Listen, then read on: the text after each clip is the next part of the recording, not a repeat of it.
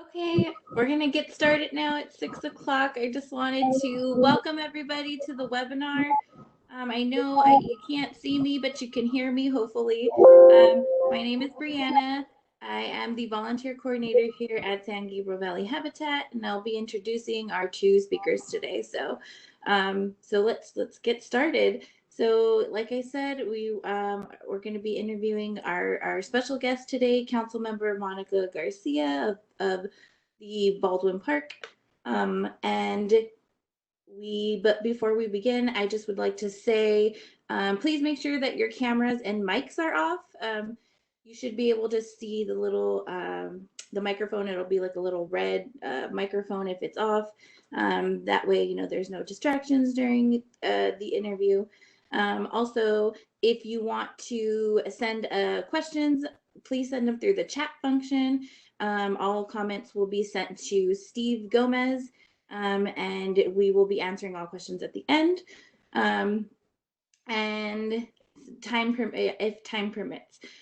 So thank you, and let's begin. So before, I just want to introduce a little bio about Monica Garcia. She's a council member, as I said, first elected to the Baldwin Park City Council in November 2007, and then was reelected in 2011 and again in 2015. She's honored to represent the city of Baldwin Park, her home, for more than 40 years. As a council member, Monica introduced the Domestic Violence Advocate Program, which provides assistance to victims of domestic violence by offering legal information, emotional support, and critical resources such as food, basic necessities, and shelter.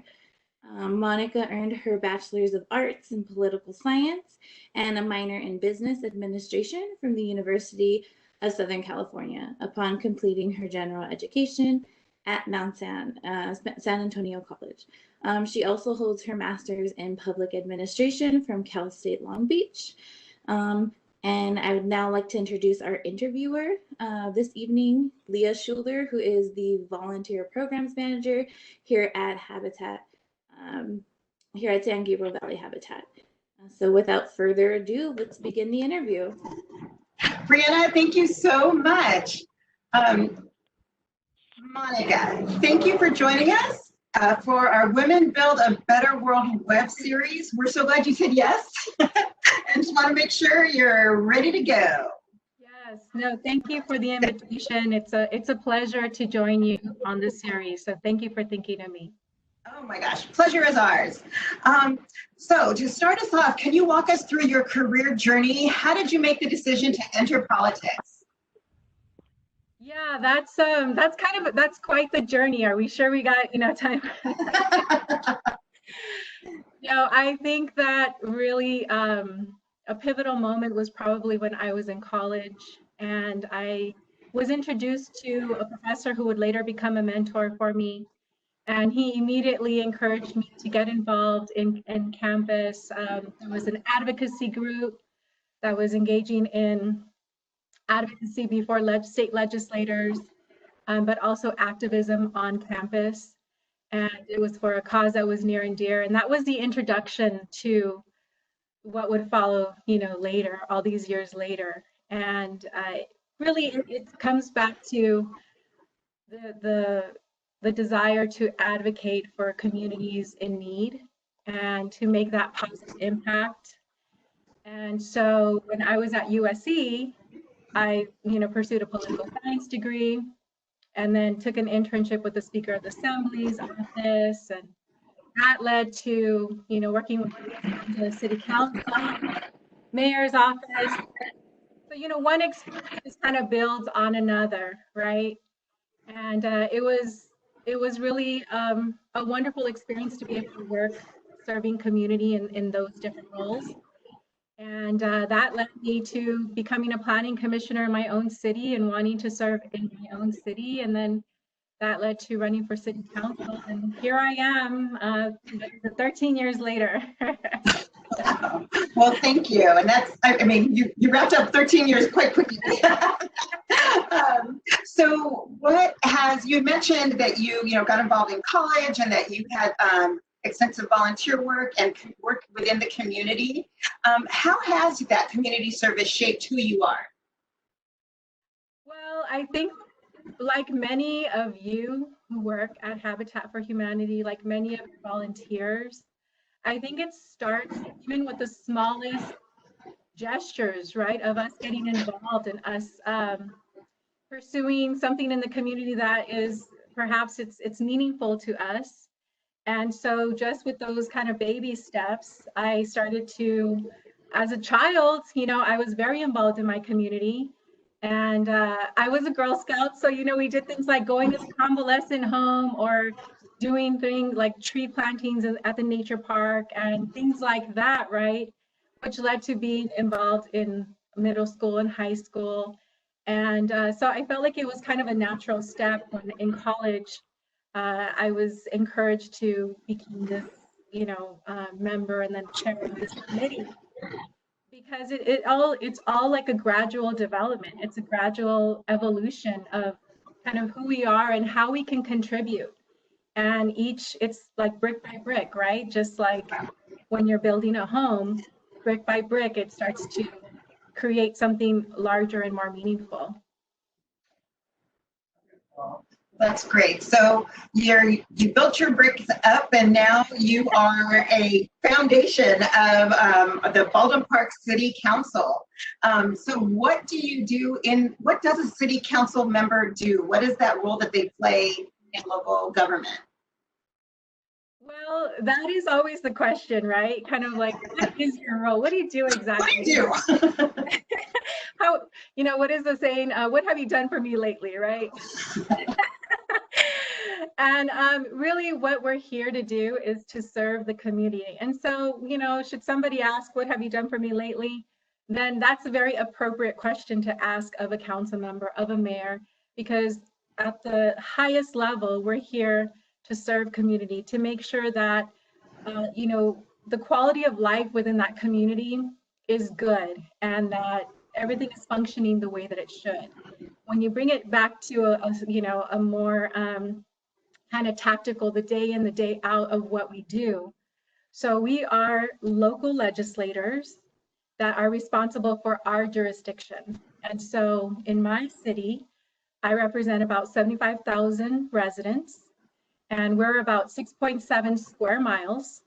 So anything that pertains to this jurisdiction that I just defined, whether it's laws, whether it's programs, services, you name it, special events, we are at the forefront of, first of all, supporting our staff to make those things happen.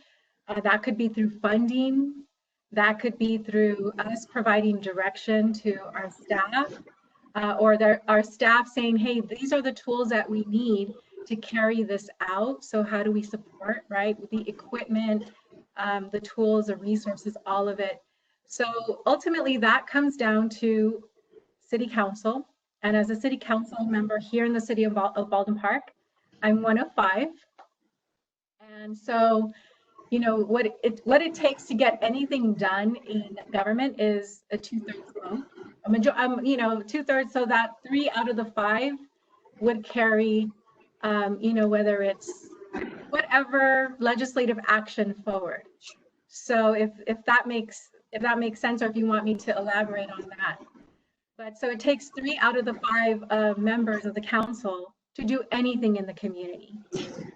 And simply put, and so, we are divided into 5 departments, and it could be police, community development, which is what Habitat for Humanity is, that you're used to working with the community development departments at different cities, because that's the department that builds communities, brick and mortar and developments, things like that.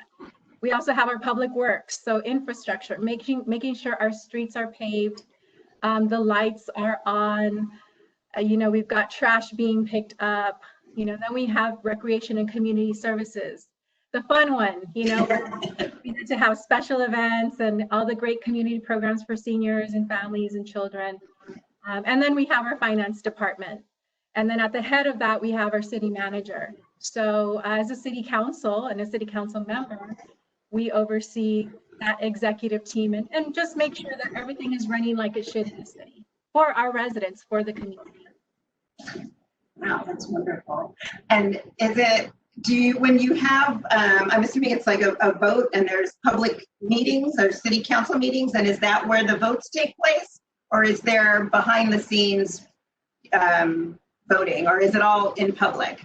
Yeah, so the way that the city councils in the state of California are governed by state law on how we should conduct our meetings, what is allowed in the public, public domain, what is required to be discussed in private.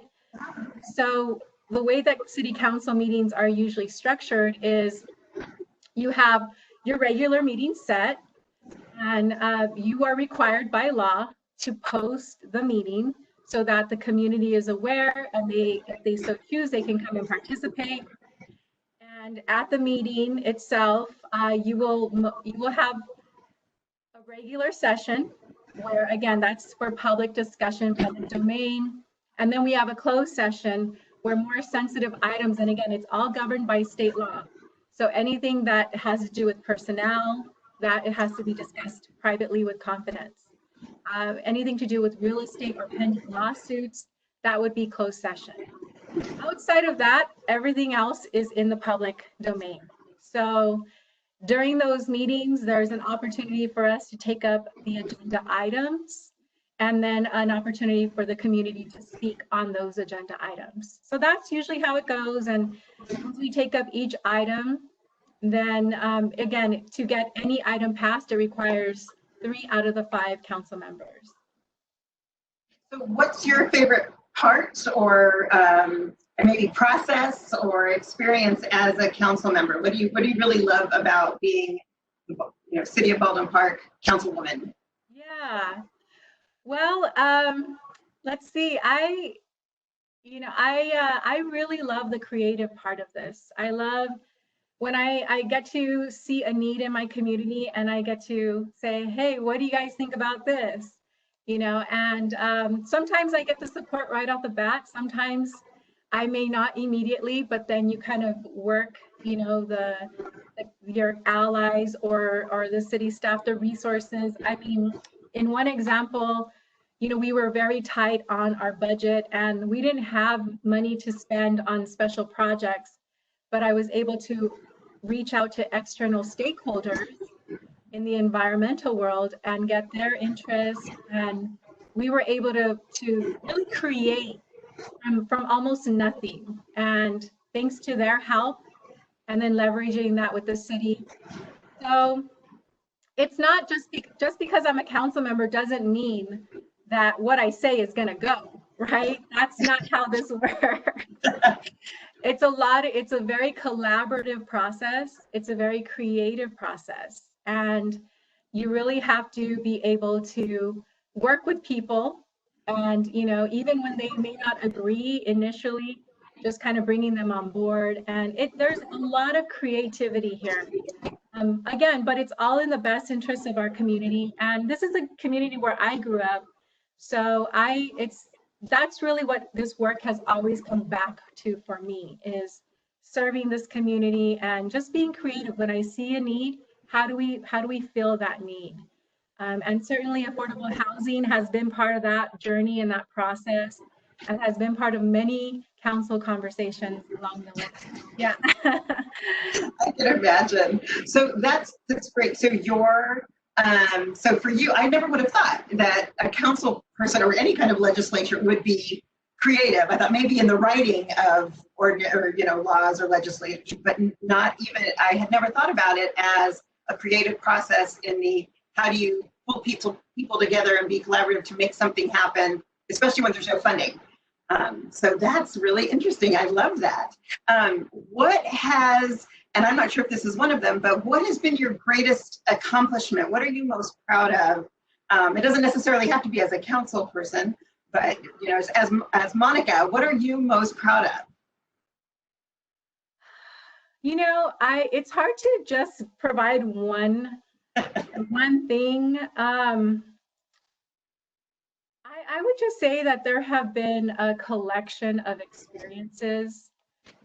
I will, moving forward in my life, I will point to those things and say, that was a project I pushed. That was a policy that, that impacted my community.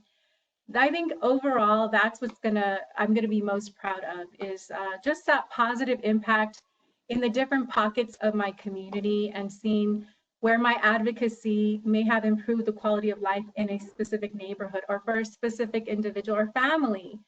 It sounds cliche, but it's really hard to point to one experience because over 13 years, there have just been so many projects, so many programs, services, and even very specific assistance to families that, it has all been very meaningful. And I'm very proud of not only the work that, I've led, but that I've collaborated with my colleagues and with staff and all of it. So I think I'll look back and there's one project that has been very near and dear to me.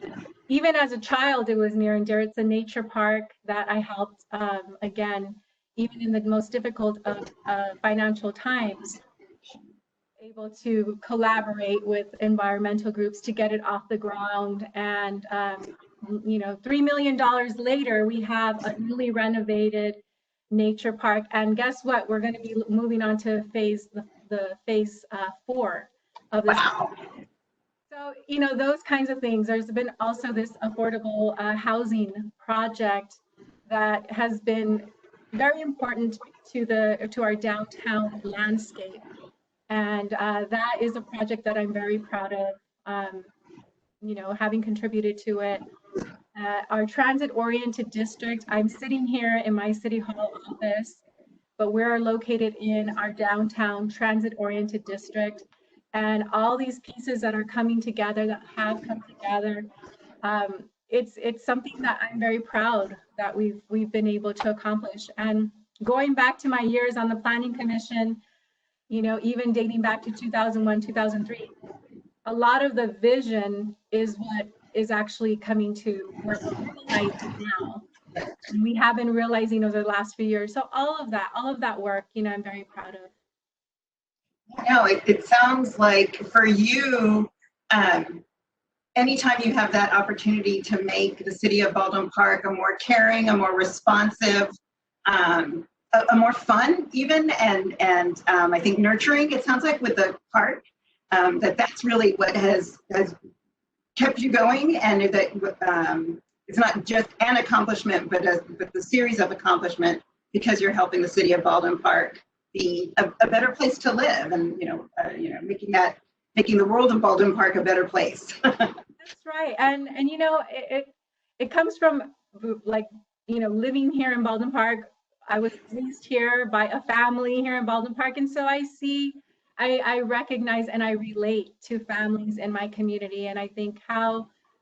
I remember as a kid, I was so excited when they came and they paved my alley. It was like, it was no longer crumbly. It was nice and smooth, and we could get through it without any issue. And that was in the 80s, but it left such an impact on me.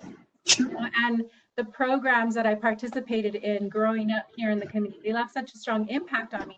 So as a council member, it's very important for me to be able to provide those same experiences to families in our community. And I think it was Brianna who mentioned the domestic violence advocate program. That's another very important program that I introduced and that my council colleagues supported. And again, you can't do anything here by yourself. So, of course, it requires 3 out of the 5. It requires a collaborative spirit. And so, I'm just very grateful for all of it. Oh my gosh. And I hope that the city and your, I think and the surrounding area, I think, benefits when we see cities really taking a strong stance against domestic violence, or in our case, obviously, we're very much, love it when the cities take up affordable housing issues. But I think it is so important to to realize that these are, you know, almost basically grassroots if it's for the city, right? That it is the citizens as well as business, as well as the local city government coming together to make those services available and advocated for, and then that awareness. So gosh, I am so struck by, like, I keep on thinking about, you keep saying it's a creative process and a collaborative process, and I'm so glad that somebody like you is in the middle of that for Baldwin Park. So you've been in local politics, as you said, over a decade, 13 years. What has your experience been as a woman in politics? What advice would you give to women looking to run for city council? Well, I mean, I would first say that as women, I think we consider things that men may not, right? And we think about where it fits into our family priorities, where it fits into our career trajectory, where it fits in just in the big picture. And I would just say that if there is a woman who feels that she can contribute in a meaningful way to her community, don't hesitate to look at either a commission appointment or running for public office, or just getting involved in the community in any way that you feel is impactful. Because I think that that's something as women we do, and you know, we do factor in, well, how is being in the public limelight going to affect my family? I know that was something that I considered early on when I ran for office, and it's a legitimate question. It's not all right now. I'm presenting to you what has been meaningful to me about this position, but it hasn't always been you know, that Sunshine and rainbows. Yeah, there you go. You know, butterflies and unicorns. Right. Yeah, exactly. And so that you do have those moments, unfortunately, that come with just being in the public eye. So I don't want to present an unrealistic picture either, but I think at the end of the day, it's really about what is important to you, where you feel like you can make a meaningful impact, and what that means to you, you know, in your overall work. And I would say just don't be discouraged. There are so many ways that we can get involved, and you never know. Sometimes just even the smallest, like we just had a food giveaway last Friday. Something like a special event like that is so important for our community. And so maybe being part of those events and building off of that will lead somebody to decide that they want to be more active, more involved, more influential in the community and run for public office. And if that's something that is important to you, then I say go for it, because it's like they say, if not me, then who, right? And Right. what you bring to the table is more important than some of these other considerations at the end of the day. It has to make sense for your life, and it has to make sense for your priorities. But I think what we do, we tend to discourage ourselves by thinking, oh, how am I going to raise money? How am I going to campaign? How am I going to, once elected, maintain a schedule with all these events that happen? And, you know, I would say, don't be discouraged. If it's something that is important to you and that tugs at your heart, or that, you know, you feel you can make a meaningful impact, then just go for it. Yeah, I think that is so wise. And I think but that balance, that, you know what, there are going to be some sacrifices, and it's not always going to be fun and easy. And how does it impact all aspects of your life? You look like you're really reflecting. How have you grown? How has being on the Baldwin Park City Council, how has that changed you? Maybe perspective or, you know, wisdom. How have you changed since when you were first I guess what they call a newbie city councilwoman to, one of the is it more seasoned council people. Well, I think for one, I have thicker skin through the process. Like I said, I would say 95% of the experience is positive, and then you have that 5%, right? But I think it does help you to navigate through some challenges. I mean, the city has experienced budget challenges, and we've had to ask ourselves, okay, we're experiencing that now, today, actually, as we're, I'm getting ready for my 7 o'clock meeting. So we're going to be asking ourselves, how are we going to be impacted by this COVID-19 event that we're experiencing? We've already spent money to have a testing site available to our residents. We've been looking at ways to provide meal delivery and food programs. And so we ask ourselves, if the revenues are going to be impacted because of this event, still doesn't change that we have to deliver for our community. And so you learn how to navigate through challenges. And one of the very first things that I learned as a council member is you embark on issues and decision making that you never really thought you would have to do. Years ago with the recession, we were looking at furloughs.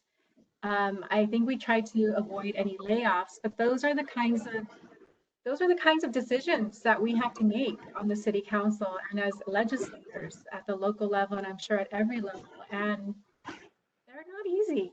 They're not easy. They're organizational decisions, and that impact lives. And so, you learn how to make tough decisions with as much compassion and as much intelligence, as is available. And so I would say that is something, that if anybody is looking to be in public office, it's not all fun and games, like you said. It's not always that creative process. Sometimes you are forced to make some tough decisions, and that helps you to know how to prioritize, what are the priorities in the organization and in the community. It also helps you to grow some thick skin, because you're going to be criticized.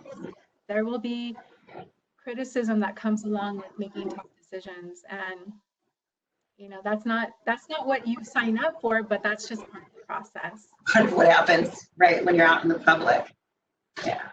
Oh my gosh. Well, thank you. I think that is, oh my gosh, like just to hear you say that it's, it is hard, and that, I think we do sort of put on pedestals, right, and think, oh, what a charmed life our elected officials have, and sure, I mean, I think sometimes it's also very easy to take pot shots at our politicians, whether they be very local government or our president. And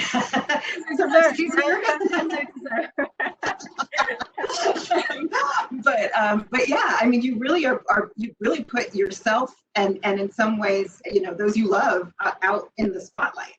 And to be able to still need to serve with compassion as well as considered discernment is, I think, really just so noble, and what a great thing to learn, and ideally share with that, in that collaborative vein of city council, or even of when you have to work with community members. So speaking about bringing our community together, that is a big part of what Women Build, our Women Build movement is. We're a women's empowerment movement, as well as we bring the community together to build affordable housing. But more than anything else, women's empowerment.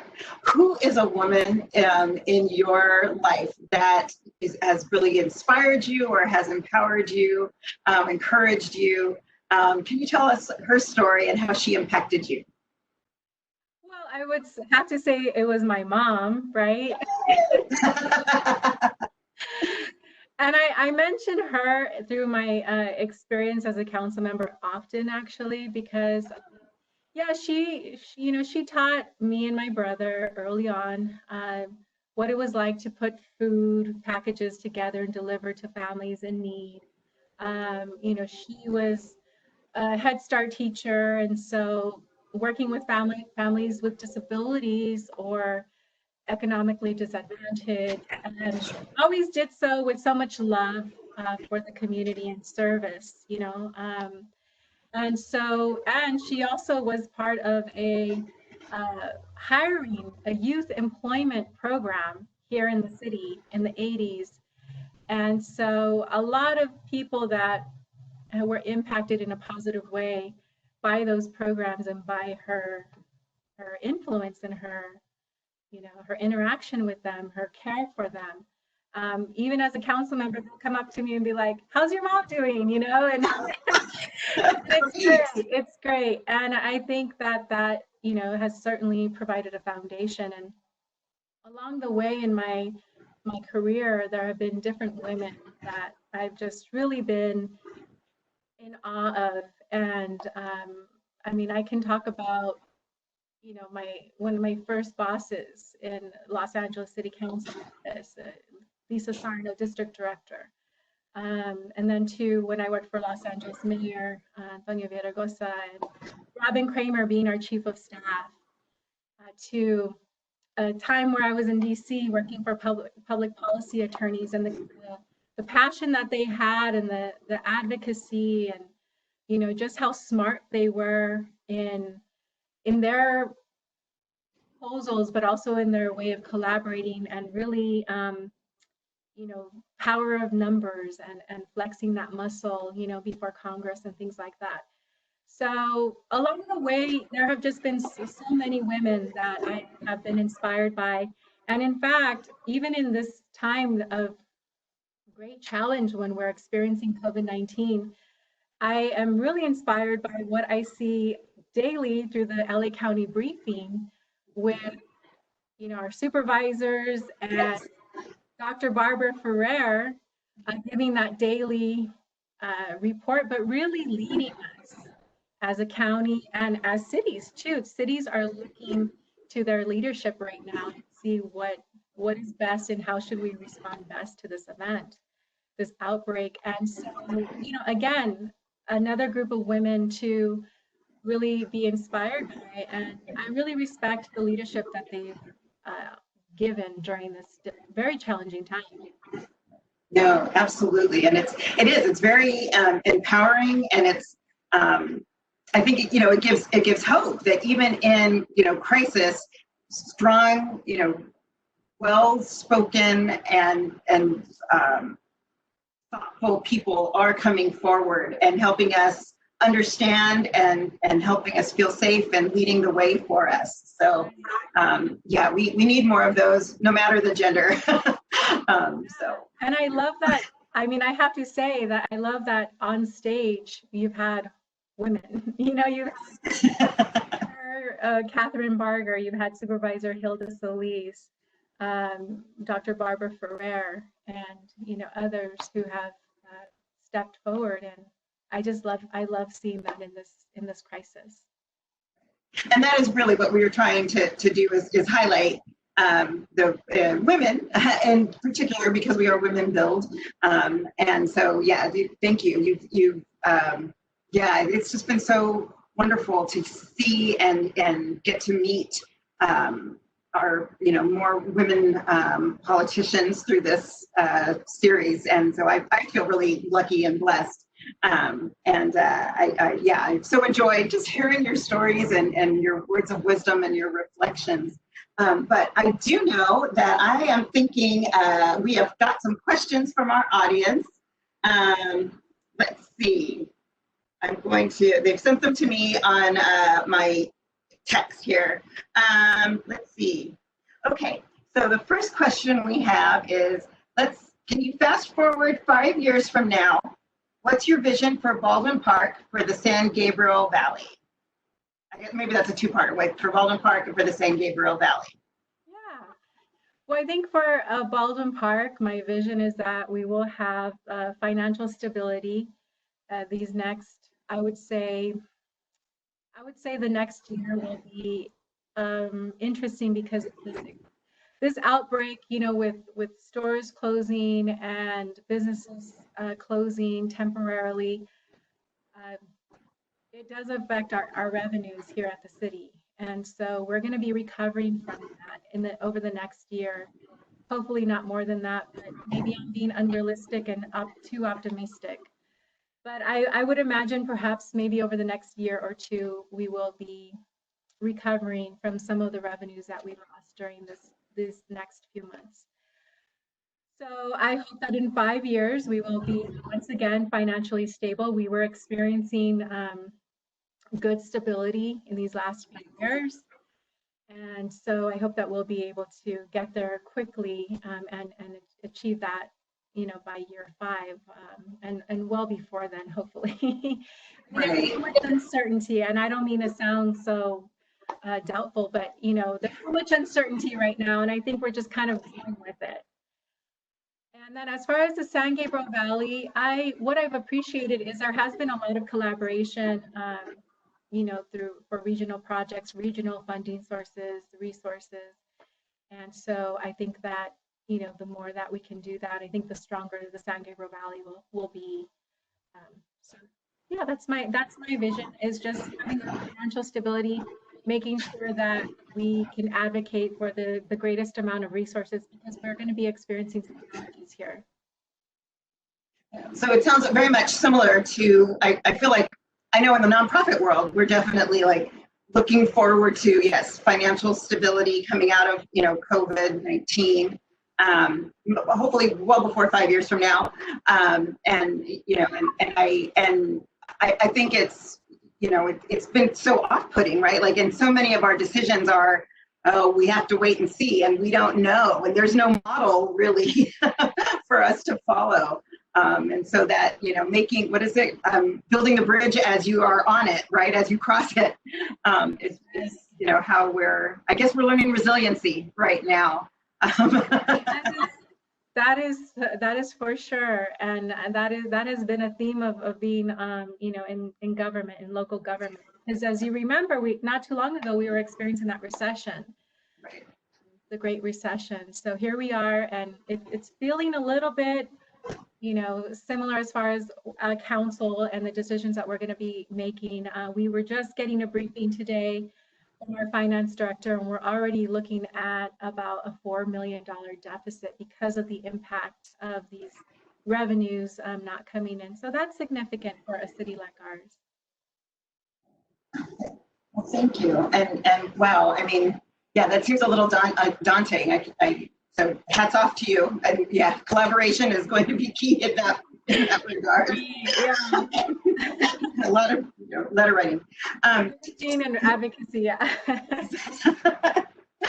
So it sounds like the city's almost like a nonprofit. I'm seeing a lot of correlations there.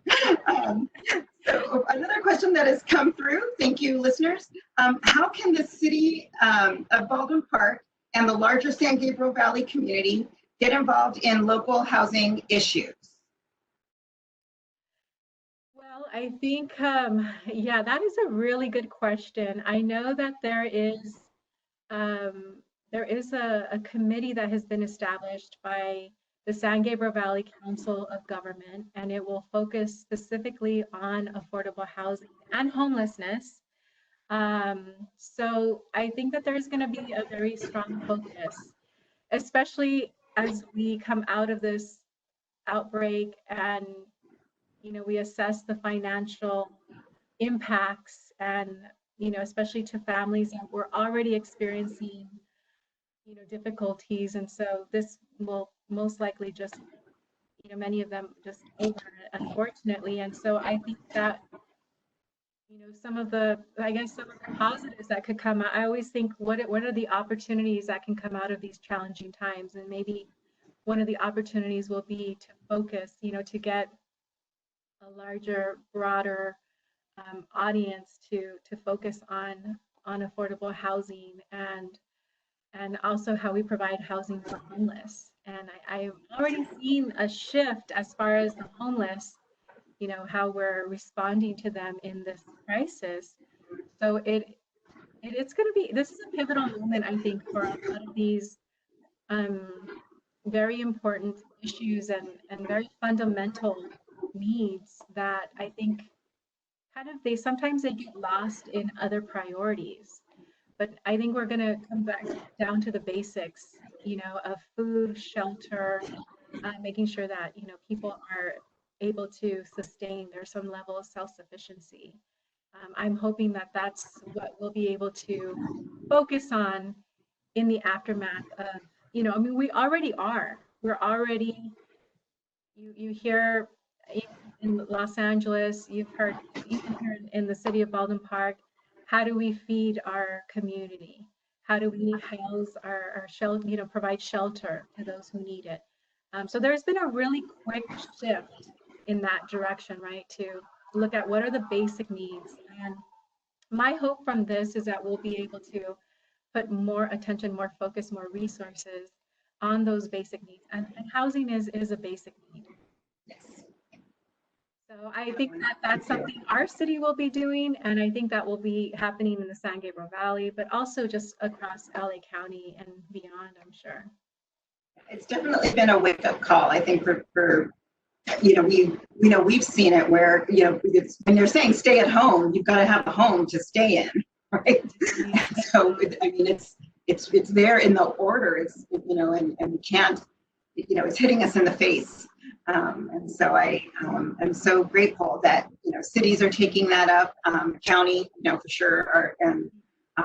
It's, I'm really glad that the Habitat is doing what we can do, and continuing to do that, and that working with cities and collaborating with cities to make that happen.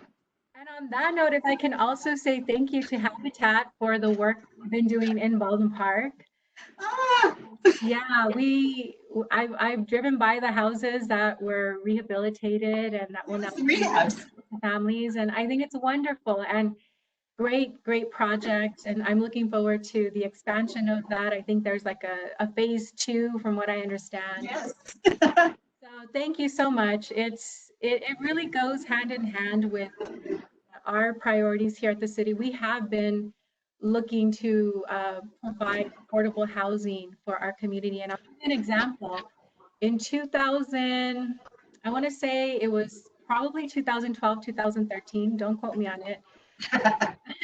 It's been a little while. But we opened an affordable housing project here. It was mixed income. We wanted to provide for low income, but also workforce housing, moderate income, right? And so there were 70 units available. We received over 1,000 applications. Oh, wow. This tells you the need. Now we're embarking on phase 2 and then phase 3 of that. We're also looking we're working with a developer who is currently under an exclusive negotiating agreement to provide senior affordable housing.